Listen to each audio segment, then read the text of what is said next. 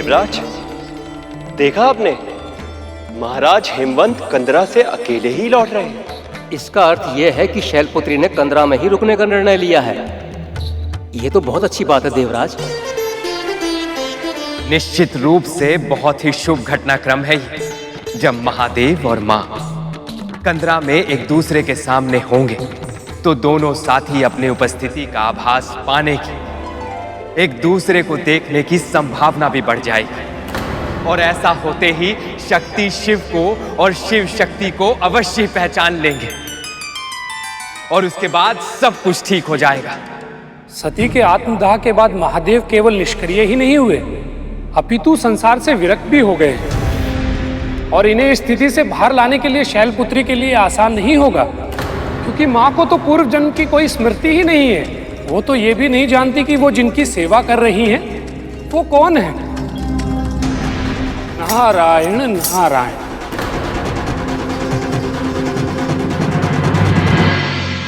माँ, देवी शैलपुत्री उस समय अपने अवतार में थी और उन्होंने महादेव को देखा भी नहीं था, इसलिए वो महादेव को पहचान नहीं पाई। परंतु महादेव को यह आभास क्यों नहीं हुआ कि जो उनके सामने है वो और कोई नहीं बल्कि स्वयं उनकी प्राण प्रिय देवी सती का ही दूसरा अवतार है। और क्षण भर के लिए सही, परंतु महादेव ने देवी शैलपुत्री का स्वर भी सुना था, तो फिर वो अपने शक्ति के अवतार को पहचान क्यों नहीं पाए? माँ, उसके लिए तुम्हें महादेव की अवस्था को समझना पड़ेगा सुपर। सती के जाने के बाद वो इस संसार से विरक्त हो गए। किसी भी प्रकार की भावना का अनुभव करना उनके लिए संभव नहीं था। कोई बंधन उन्हें बांधना तो दूर, छू तक नहीं सकता था। आंखें खुली होने पर भी वो इस संसार के किसी भी दृश्य को देखने में असमर्थ थे। बस वे अपने भीतर के प्रकाश को ही देखते रहते, उसी में खोए रहते। ऐसी अवस्था में उनके ध्यान को आकर्षित करने के लिए, उनके मन में अपना स्थान बनाने के लिए शैलपुत्री को बहुत तप, जप और व्रत की आवश्यकता थी। उसके बाद ही वह अपने चिर साथी की प्रिय कहलाने के योग्य बन सकती थी। इसलिए उन्होंने ऐसा करना आरंभ कर दिया। माँ का सेवा भाव तो अद्भुत है। एक और देवी पार्वती महादेव शिव के इतने निकट होकर भी उनसे दूर थी, और दूसरी ओर ब्रह्मदेव से वरदान पाकर तारकासुर अत्यंत ही निडर और निरंकुश हो गया था। स्वयं को भगवान समझने लगा वो। ओम अग्निदेवाय नमः स्वाहा। ओम अग्निदेवाय नमः स्वाहा।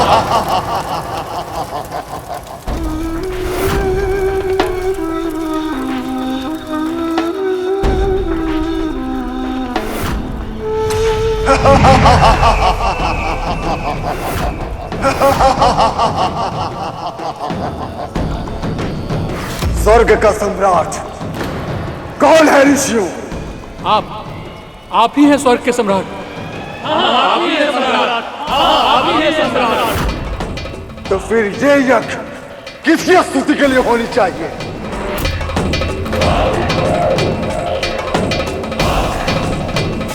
नहीं बोलोगे तो फिर ये लो।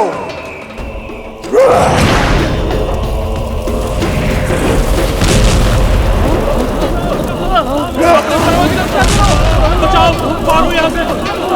अपने प्राणों की रक्षा करो।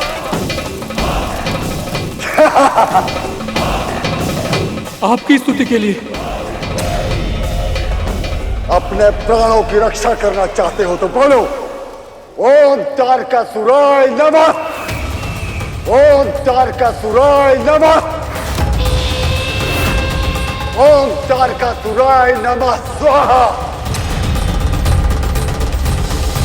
बोलो ओम तारकासुराय नमः स्वाहा। ओम तारकासुराय नमः स्वाहा। ओम तारकासुराय नमः स्वाहा।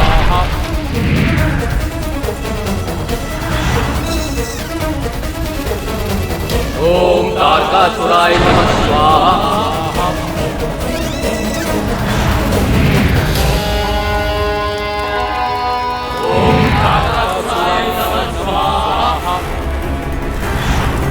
ओम तारकासुराय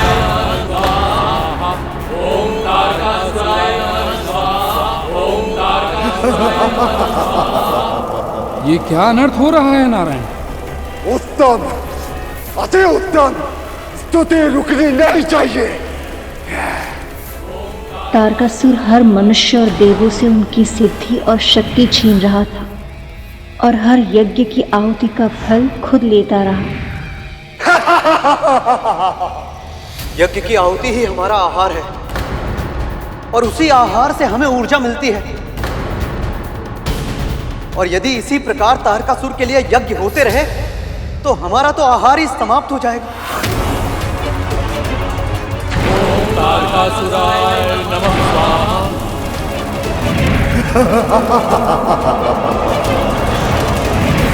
तारकासुर का अत्याचार दिन प्रतिदिन बढ़ता जा रहा है।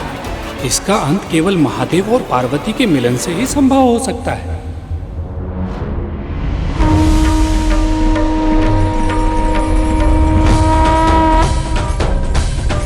इतने निकट होकर भी ये एक दूसरे से कितने अनभिज्ञ हैं।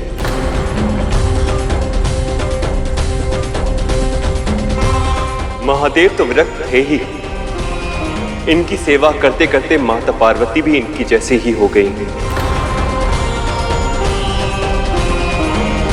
ब्रह्मचारिणी की तरह अपना जीवन व्यतीत कर रहे हैं। जब तक इन दोनों के बीच प्रेम उत्पन्न नहीं होगा, ये एक दूसरे को पहचानेंगे नहीं, इनका विवाह नहीं होगा, तब तक इनका पुत्र भी जन्म नहीं ले पाएगा। और उस क्षण तक संसार को तारकासुर के अत्याचार सहने पड़ेंगे। हमें किसी भी मूल्य पर महादेव को विरक्ति की स्थिति से बाहर निकालना होगा देवराज।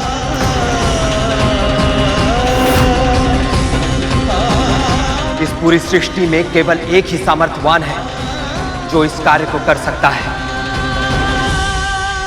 कामदेव।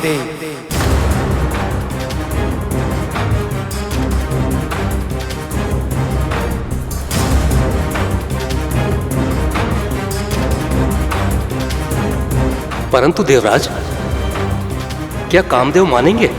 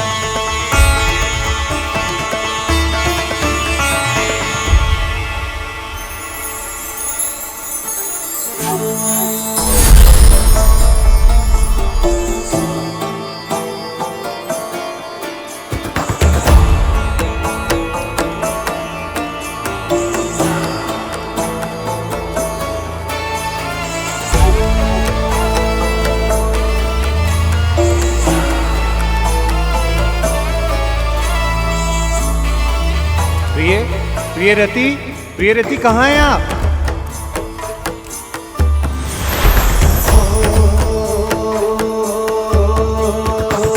कुसुम कली है, खिली खिली है, सुंदर छैल छबीली।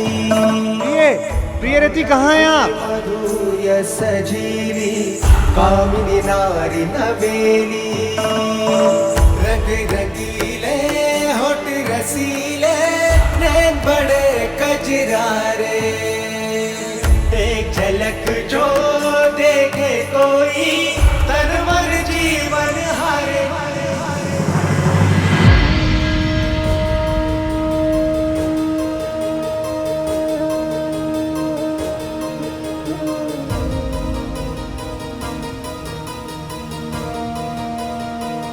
तो आप यहाँ हैं?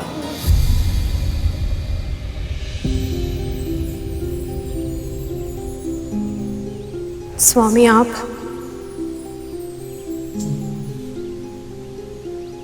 क्या हुआ प्रिय?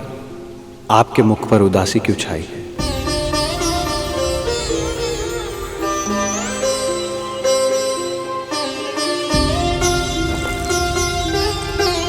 न जाने क्यों आज अत्यंत विचलित अनुभव कर रही हूँ। मन में विचित्र सी अशांति है।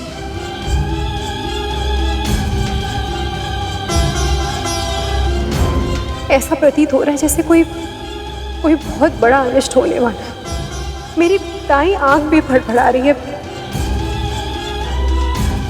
बहुत चिंता करती हैं आप। जब तक हम आपके साथ हैं तब तक कोई अनिष्ट नहीं हो सकता। किंतु स्वामी,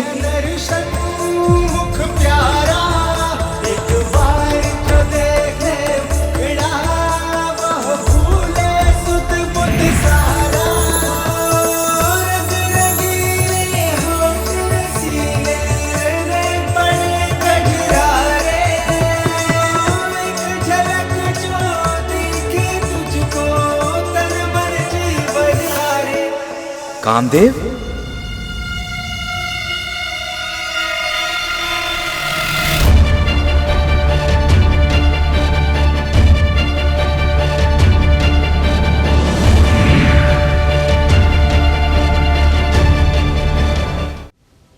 आपका स्वागत। प्रणाम देवराज। लगता है पूरी सृष्टि में बस आप दोनों ही हैं जिनके नित्य कर्म पर तारकासुर के अत्याचार का कोई प्रभाव नहीं पड़ा है। ऐसी बात नहीं है देवराज। मुझे जब भी अनुचित इच्छा का आभास होता है, उसके फलीभूत होने के कारण दुख, बुराई, अत्याचार को बढ़ता हुआ देखता हूं, तब मुझे बहुत दुख होता है। तो फिर उस दुख को दूर करने के लिए आप कुछ करते क्यों नहीं कामदेव? देवराज, जब आप सभी देवता मिलकर उसे नहीं रोक पाए, तो मैं उसे कैसे रोक सकता हूं? आप संसार के सभी प्राणियों में काम भावना को जागृत करते हैं, पर इस समय उस भावना को जागृत करना जहां सबसे अधिक आवश्यक है, वहां आपके होते हुए भी विरक्ति क्यों है कामदेव?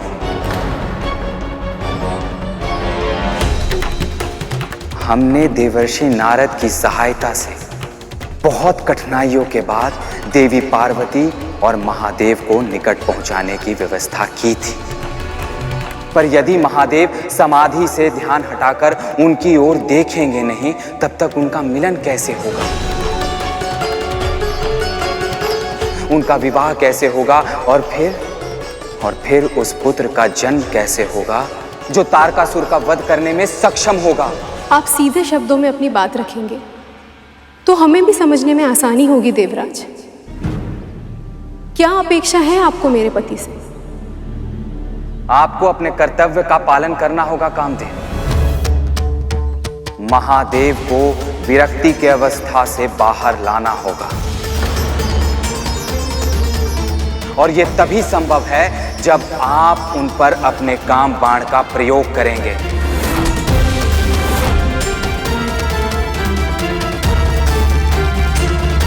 नहीं देवराज, यह संभव नहीं।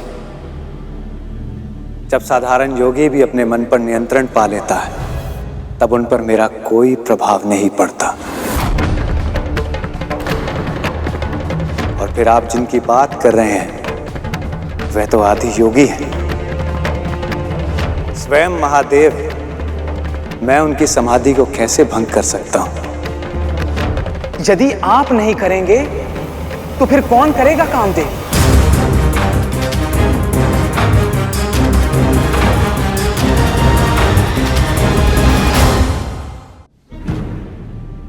दानवीर की परीक्षा दान के समय होती है,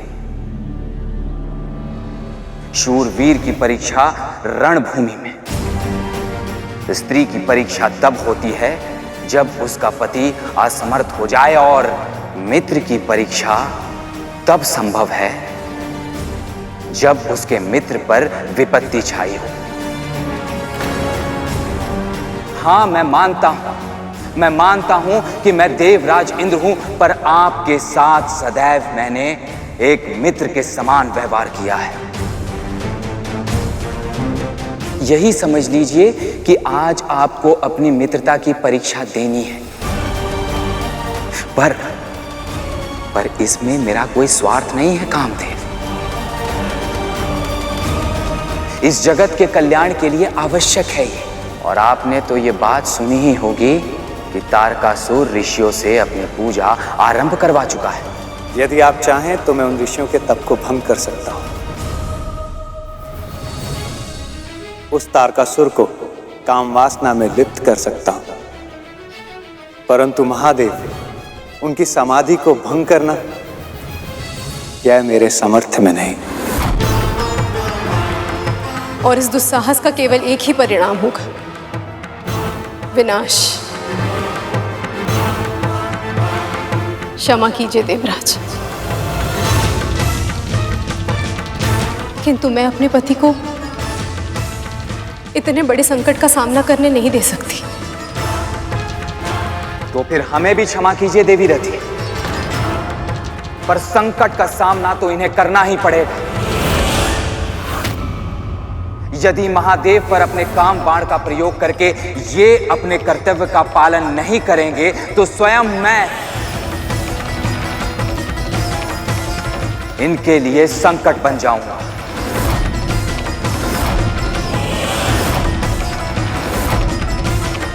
अभी तक एक मित्र की तरह इनसे विनती कर रहा था, पर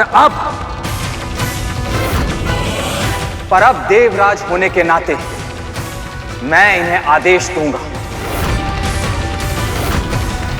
और मेरी आज्ञा का ना पालन करने का केवल एक ही अर्थ होगा, दंड।